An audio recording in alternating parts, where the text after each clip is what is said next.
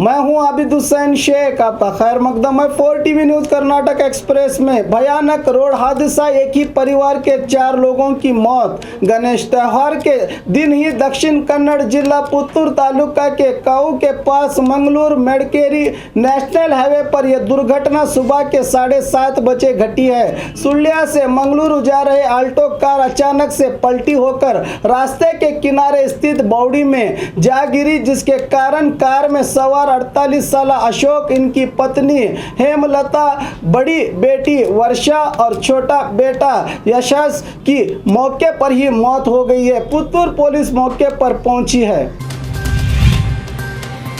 Teachers transfer, कल होगा फैसला। कई महीनों से कर्नाटक में करीब 3 साल बाद प्राथमिक और प्रौढ़ शिक्षकों के ट्रांसफर प्रक्रिया शुरू हुई है, जिसमें अब तक कोई ना कोई बाधा आ रही है। अब कुछ शिक्षकों का काउंसलिंग के जरिए ट्रांसफर हुआ है, पर किसी को भी पोस्टिंग नहीं दी गई है। पिछले दिनों कुछ शिक्षकों ने कंपल्सरी ट्रांसफर के विरुद्ध आवाज उठाई थी, जिसके चलते इस प्रक्रिया को बंद किया गया है। करीब 20 से 25 साल से शहर में सेवारत शिक्षकों को अब देहातों में ट्रांसफर किया जाएगा, जिसके कारण ये लोग कोर्ट का दरवाजा खटखटा रहे हैं। इसी मामले की जानकारी देते हुए आज बेंगलुरु में शिक्षा मंत्री सुरेश कुमार ने प्रेस मीट में बताया कि मैंने इस बारे में सारी जानकारी ली है, अधिकारियों से चर्चा की है, कल इस मामले को लेकर अंतिम फैसला लिया जाएगा, कहा सचिव सुरेश कुमार ने। IMA कंपनी घोटाला, CBI ने दाखिल किया FIR। बेंगलुरु के शिवाजी नगर में स्थित IMA कंपनी ने जनता को ज्यादा मुनाफा देने का वादा करके हजारों करोड़ रुपयों की धोखाधड़ी की थी, जिसके चलते SIT ने जांच शुरू करके कंपनी के मालिक मंसूर खान, डायरेक्टर्स सहित कुल 25 आरोपियों को गिरफ्तार किया था। अब यह मामला CBI को सौंपा गया है। CBI SP थॉमसन जोसे के नेतृत्व में अब आगे की जांच होगी। बताया जा रहा है कि CBI ने FIR दाखिल किया है, जिसमें मालिक मंसूर खान सहित 25 आरोपियों के नाम और 5 कंपनियों के नाम शामिल हैं। इस FIR में पूर्व मंत्री जमीर अहमद खान और शिवाजी नगर विधायक रोशन बेग का नाम नहीं है। अब CBI इस मामले में क्या कुछ नए तथ्य सामने लाती है, देखना बाकी है। रक्तदान के जरिए बाढ़ पीड़ितों की मदद। पिछले दिनों राज्य में बारिश और बाढ़ ने तबाही मचा दी, जिसके कारण कई परिवार रास्ते पर आ गए। इन लोगों की मदद के लिए बेलगाम के वंदे मातरम वेदिके और कर्नाटक का नवनिर्माण सेना के सहयोग से शहर के साहित्य भवन में रक्तदान का कार्यक्रम आयोजन किया गया, जिसमें युवकों ने बढ़ चढ़कर अपना रक्तदान किया। इस मौके पर मुख्य अतिथि रहे मार्केट विभाग के असिस्टेंट कमिश्नर NV भरमन ने कहा कि कई संघ संस्थाओं ने खाने पीने, कपड़े, दवाइयों की मदद की है, मगर खून किसी ने नहीं दिया। इन संस्थाओं के युवकों ने अपना खून देकर बड़ा काम किया है। ये खून यकीनन बाढ़ पीड़ितों के काम आएगा, कहा असिस्टेंट कमिश्नर ने।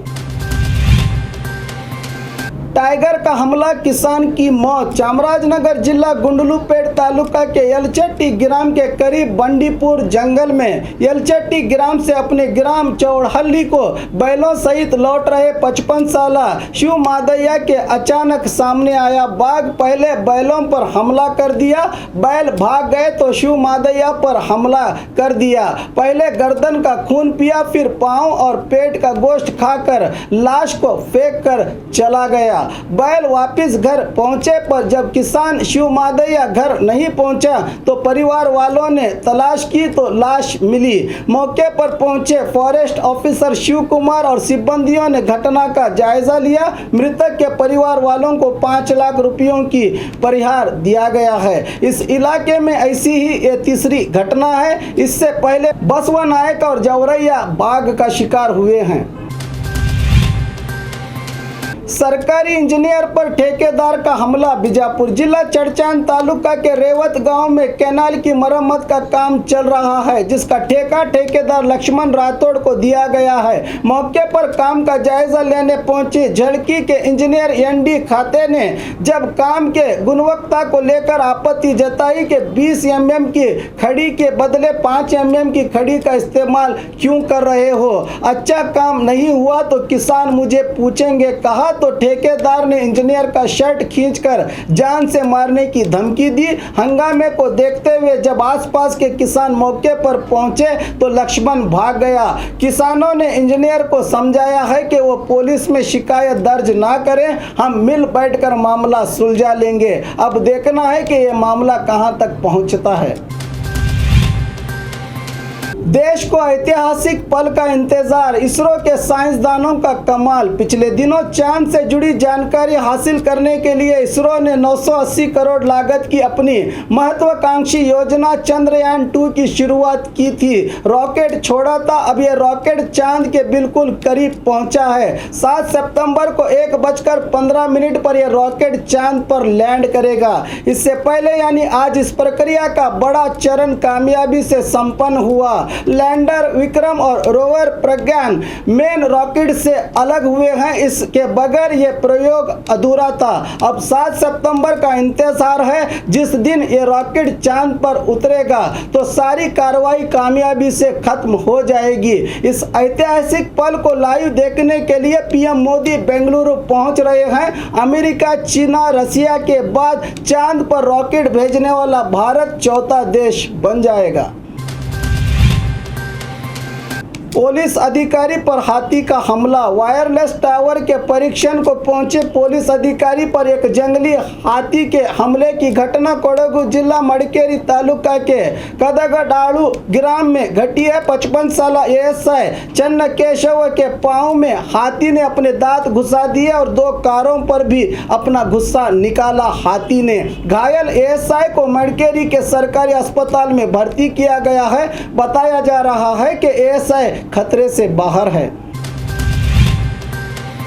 मौत को मात देने वाली महिला। मुद्दई लाख बुरा चाहे तो क्या होता है, वही होता है जो मंजूर खुदा होता है। इंसान के चाहने से कुछ नहीं होता, फिर भी हिम्मत होना जरूरी है। गुलबर्गा जिला चितापुर रेलवे स्टेशन में एक महिला पटरियां क्रॉस करके उस पार जा रही थी कि अचानक रेल आ गई तो महिला पटरियों के बीच लेट गई। ऊपर से धनधनाती हुई ट्रेन गुजर गई। महिला का बाल भी बाका न हुआ। दूसरा जन्म पाने वाली इस महिला का नाम मनका बाई बताया जा रहा है, जो पास ही के तांडे में रहती है।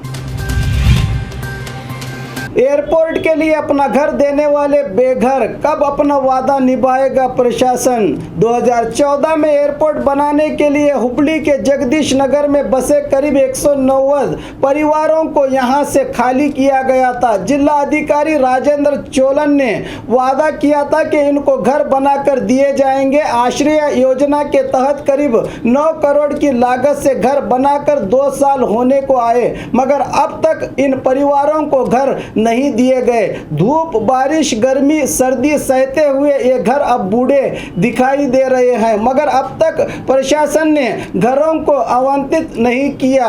पूछने पर अधिकारी अनजान बन रहे हैं। दूसरी तरफ उजड़े पड़े घरों में जंगली जानवरों का बसेरा हो गया है। एयरपोर्ट के लिए अपना घर कुर्बान करने वाले किराए के घरों में घर की आस पर जी रहे हैं। इस वादा खिलाफी का जिम्मेदार प्रशासन कब अपना वादा वफा करेगा, पूछे रहे हैं घर खोने वाले परिवार।